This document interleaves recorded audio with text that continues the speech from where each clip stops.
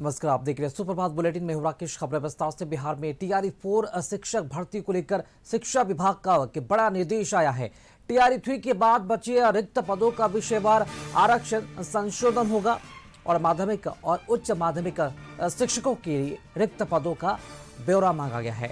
कक्षा 9वीं 10वीं और 11वीं 12वीं के विषयवार रिक्त पदों की जानकारी देनी होगी और सभी जिलों के जिला शिक्षा पदाधिकारियों को निर्देश भेजा गया है। निर्धारित प्रपत्र 1, 2, 3 और 4 में रिक्तियों की जानकारी मांगी गई है और आरक्षण समायोजन के बाद ही रिक्त पदों का प्रस्ताव तैयार होगा। जिला शिक्षा पदाधिकारियों को 2 दिनों के अंदर रिपोर्ट भेजने का निर्देश भी दिया गया है। रिपोर्ट भौतिक रूप से और ईमेल के जरिए निदेशालय को भेजनी होगी और रिपोर्ट मिलने के बाद टीआरई 4 का संशोधित अधियाचना बीपीएससी को भेजा जाएगा। चलिए दूसरी जानकारी के साथ ब्यूरो चीफ संजय जी इस वक्त हमारे साथ जुड़ चुके हैं। संजय जी, बड़ी खबर है, बिहार में टीआरई 4 शिक्षक भर्ती को लेकर शिक्षा विभाग का बड़ा निर्देश है। टीआरई 3 के बाद बचे रिक्त पदों का विषयवार आरक्षण संशोधन होगा। इसके बाद ही अब आयोग को जो अधियाचना है वो भेजी जाएगी। क्या पूरी अपडेट जानकारी मिल पा रही है इस नियम को लेकर?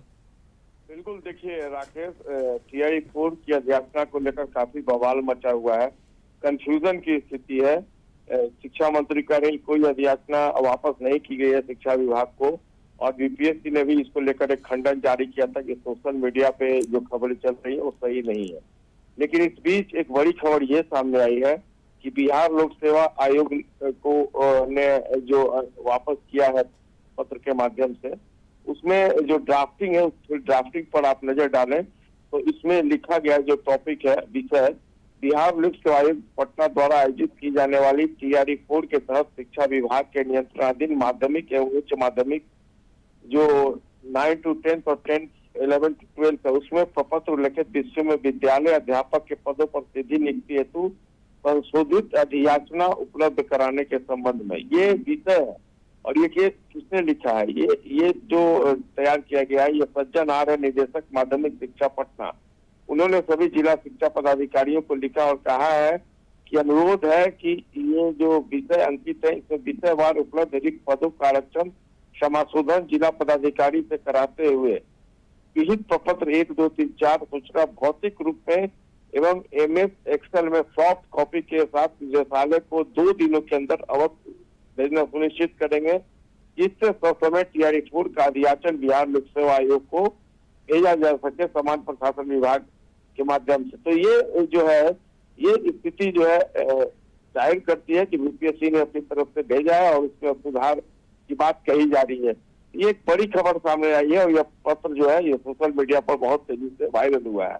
तो बिहार में शिक्षक भर्ती की तैयारी को लेकर शिक्षा विभाग ने ये बड़ा कदम उठाया है। बिहार लोक सेवा आयोग यानी बीपीएससी के माध्यम से आयोजित होने वाली टीआरई 4 शिक्षक भर्ती के लिए माध्यमिक और उच्च माध्यमिक विद्यालयों में विषयवार रिक्त पदों की जानकारी जुटाने का निर्देश दिया गया है। इस पत्र के माध्यम से माध्यमिक शिक्षा निदेशालय ने सभी जिला पदाधिकारियों को पत्र जारी किया है। विभाग के निर्देश के अनुसार 11वीं 12वीं के विद्यालय 9वीं 10वीं के अध्यापक पदों पर टीआरई 3 के बाद जो रिक्त पद बचे हैं उनका आरक्षण समायोजन किया जाएगा। इसके बाद विषयवार रिक्तियों का संशोधित ब्यौरा तैयार कर बिहार लोक सेवा आयोग को भेजा जाना है। सभी जिलों को निर्धारित प्रपत्र 1, 2, 3, 4 में विषयवार रिक्त पदों की जानकारी उपलब्ध कराने को कहा गया है। जिला स्तर पर आरक्षण रोस्टर का समायोजन करने के बाद संबंधित जानकारी निदेशालय को भेजनी होगी। शिक्षा विभाग ने इस काम को प्राथमिकता देते हुए 2 दिनों के अंदर भौतिक और एक्सेल की सॉफ्ट कॉपी ईमेल के माध्यम से भेजने का निर्देश दिया। विभाग ने स्पष्ट कर दिया है कि टीआरई 3 की नियुक्ति के बाद माध्यमिक और उच्च माध्यमिक स्तर पर जो पद रिक्त बचे हैं उनका विषयवार ब्यौरा तैयार किया जाना जरूरी है। उसी आधार पर टीआरई 4 के रिक्त पदों का अधियाचना तैयार होगा। तो रिपोर्ट मिलने के बाद टीआरई 4 शिक्षक भर्ती का अधियाचना जो अधियाचन है वो बिहार लोक सेवा आयोग को भेजने की प्रक्रिया आगे बढ़ेगी।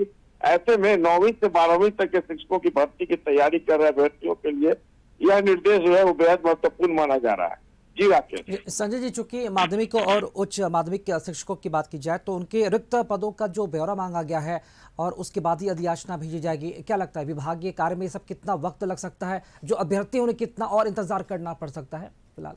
देखिए, संशोधित अधियाचना है ये, तो आपने खुद जो ड्राफ्टिंग है मैंने आपको बताया पढ़ करके कि इसमें क्या कहा गया, तो इसमें 2 दिनों का और आज आठ तारीख है, आज तक ये डेडलाइन दी गई है, तो 2 दिनों में उनको वापस कर देना है। तो मतलब बहुत जल्द विभाग की तरफ से समान प्रशासन होते हुए लोक सेवा आयोग को ये संशोधित अध्यादेश भेज दी जाएगी। बहुत ज्यादा वक्त नहीं लगेगा, 2 दिन तो केवल जो डायरेक्टर है माध्यमिक के उन्होंने समय दिया है। जी तो आज बिल्कुल शाम संजय तक जी, आ उम्मीद जाएगा। करते हैं जितना जल्द हो सके विभागीय कार्य पूरा कर अधियाचना भेजी जाए, कि जो अभ्यर्थी इंतजार कर उनका इंतजार जल्द से जल्द खत्म हो।